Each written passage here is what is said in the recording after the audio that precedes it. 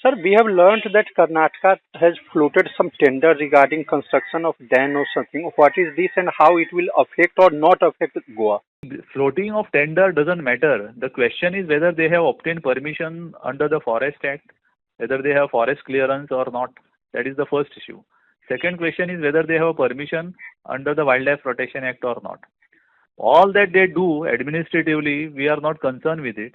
Basically, if they don't take this permission, if they don't have these permissions, then they cannot do any work there.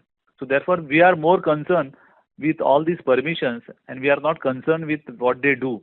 They may be doing for their own purpose, whatever they want to do. But until and unless they have a forest clearance and they have a wildlife protection clearance, they will not be able to do anything.